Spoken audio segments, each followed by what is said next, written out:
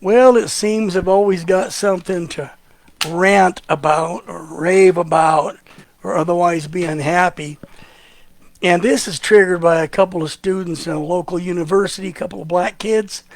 And we were talking, and they're among those many who are still whining and bitching about reparations. And you understand something? This is the 21st century, well into the 21st century. It's about time we put slavery to bed, don't you think? Come on. We've done more than enough in our apology for slavery, even to the point of lowering our standard of living to keep these people happy. Come on. You know, the Jews were slaves for thousands of years. The Chinese in America were slaves for over 100 years. The American Irish were berated and treated very little better than slaves for well over 100 years. The American blacks, they were slaves in this country for over 100 years. What do they all have in common here? What do your Chinese, your Jewish, your Irish, your Polish, your Italians, your black have in common? Slaves. I heard the argument. Slavery comes in different forms. You know, what the hell? I know this. The Chinese worker on the railroad was given enough food to keep him strong, clothes to keep the sun off his back, and that's about all he got. If he stepped out of line, he could be beaten, he could be whipped, he could be caught trying to escape, which they didn't call it escape, they called it violation of contract. The company store kept him in slavery. Blacks, well, if you were what they called a house nigger, that was their term, then you had nice clothes, good food, you had to look good for guests. But even in the field, you were fed, you were housed, generally in conditions far better than the East African, West African hellholes from which blacks had been kidnapped by the Dutch, an evil thing, sent over here, evil as well. You understand something? Black and non-black anarchist wiggers are feeding on the chaos that is caused by a race of very unhappy people. And understand, please listen, only the blacks are whining about it. Come on. I don't hear the Jewish people or the Chinese whining about it. We've spent so much time, oh God, so much money. We've put so much effort into trying to apologize for black slavery. Affirmative action that was unconstitutional, as are DEI hiring policies, minority-centric welfare plans, all aimed primarily at the black population. Come on, all the way to their gross overrepresentation in films, TV, and music. You can hardly turn on a TV without seeing that at least 87% of all these people in ads are black, and they're never cast in a negative light. This 87%, now that's according to, let me read it here, the U.S. Center for Television Marketing and Policy. So here comes the question. This begs the question, since blacks make up less than 12% of our population, but take up 87% of our TV shows and ads, how can you justify this? Put the shoe on the other foot. Come on. Relegate blacks to a mere 13% of all TV advertising, commercials, radio, etc., and see if they don't rise up in a BLM fashion and start looting, smashing windows, throwing bricks at people, attacking cops, robbing, looting, killing. Hey, Black Lives Matter, baby. Now recently, not that long ago, the U.S. Supreme Court shot down an extremely bigoted, pro-black, black-only special recruitment program by Harvard University and others.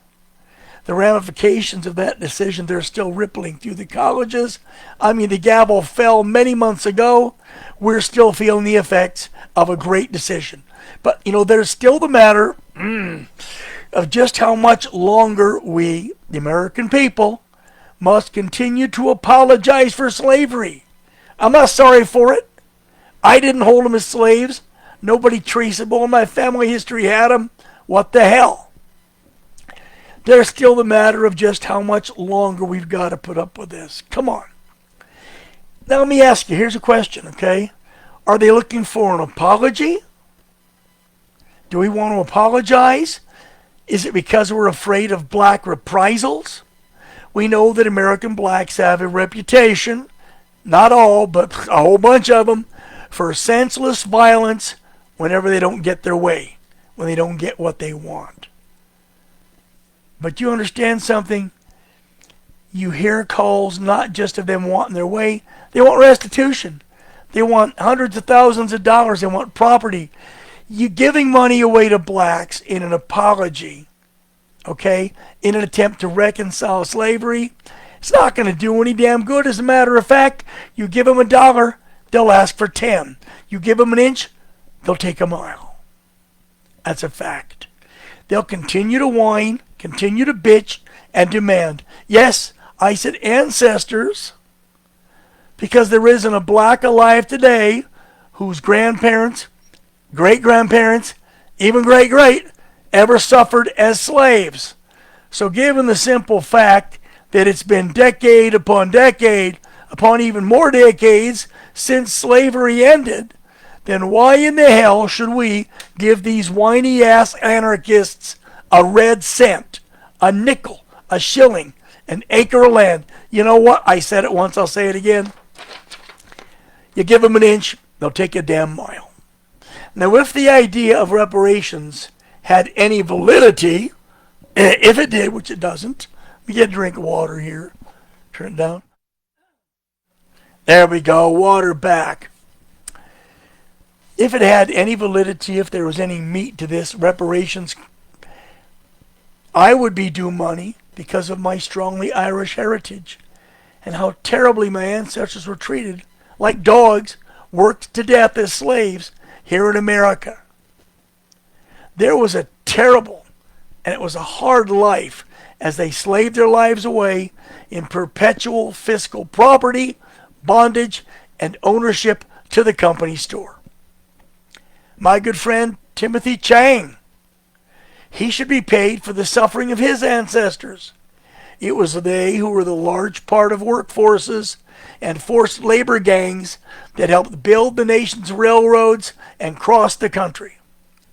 They stood there in rags, hungry, often ill, but they were there when the famous Golden Spike was driven, that spike that united the railroads from east and west.